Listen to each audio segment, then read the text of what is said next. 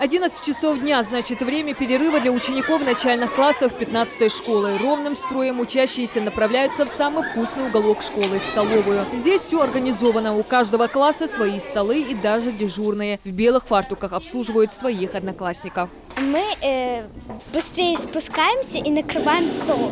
И мы должны быстро накрыть стол, и потом нас учителя хвалят.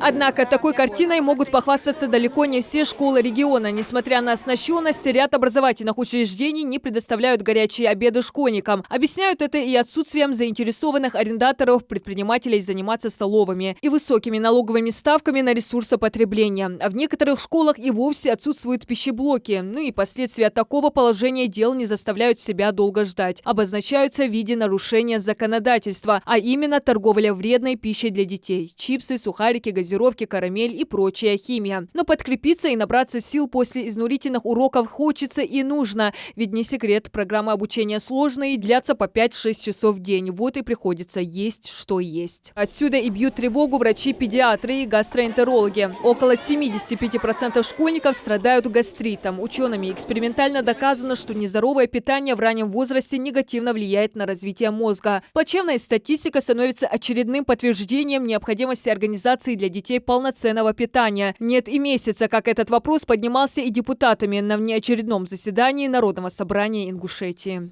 Я уже говорила о том, что мы принимали, поддержали законодательную инициативу Госдумы, где говорится о качестве питания. Не о том, чтобы кормить детей, а о том, чтобы качество этого питания улучшить. А у нас его вообще нет, у нас оно вообще отсутствует. К сожалению, тогда средств в бюджете региона на горячее питание для школьников не нашлось. Однако 16-е послание президента страны Народному собранию существенно изменит положение дел. Предлагаю обеспечить бесплатным горячим питанием всех учеников начальной школы с 1 по 4 класс. Школы, которые уже подготовлены, начнут кормить горячим питанием в 2020 году. В остальных учебных заведениях бесплатные обеды будут внедрены в ближайшие 3 года. Руководители начальных классов признаются, что это станет серьезной помощью для родителей и опекунов. В каждом классе есть сироты и полусироты. Это большая помощь, потому что у нас детей много. Например, многодетные семьи, у них 5 по 6 детей в доме. И все дети учатся в школах, да. И с 9 до 3, иногда до 4 бывают дети. Это очень важно, конечно, когда дети питаются бесплатно. Так, в республике в среднем месячная стоимость за полноценный обед варьируется от 1000 до 1600 рублей. Супы, салаты, мясные блюда, гарниры, компот и собственная выпечка. Меню в столовой 15-й школы достаточно разнообразно. Больше всех мне нравится гороховый суп, потому что он самый вкусный.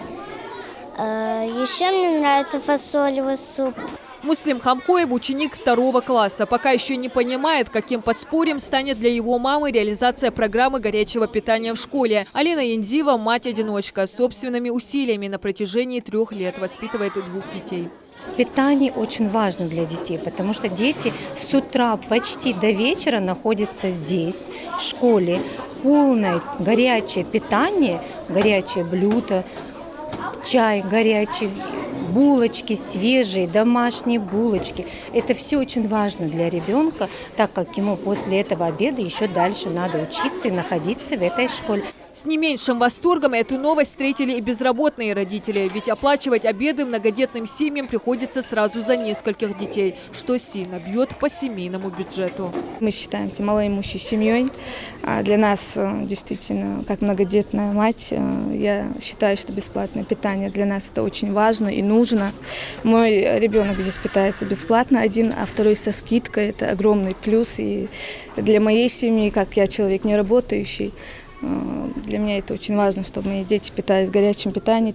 Руководство школы, в свою очередь, предусмотрело льготы для отдельных категорий семей. Вне зависимости от материального обеспечения без обеда не остается ни один ребенок. За пользование столовой наш ИП, можно так сказать, да, обеспечивает 23 человека бесплатным питанием. Школа предусмотрела это при заключении договора в целях защиты особо нуждающихся семей, категории семей, которые относятся к малообеспеченным. Дети-сироты и полусироты у нас обеспечиваются бесплатным питанием. Это 23 человека, как я сказала ранее. И 15 человек обеспечиваются питанием по 50% скидке. Однако Владимир Путин заявил, бесплатное питание с новой программой должно предоставляться независимо от доходов семьи, чтобы все чувствовали себя в равных условиях. Глава государства отметил, средства для организации горячего питания будут привлечены из федерального, регионального и местного бюджета. Ранее депутаты Госдумы подсчитали, что для этого потребуется 20 миллиардов рублей из бюджета всех уровней. Диана Дударова, Магомед Белакиев, Новости 24.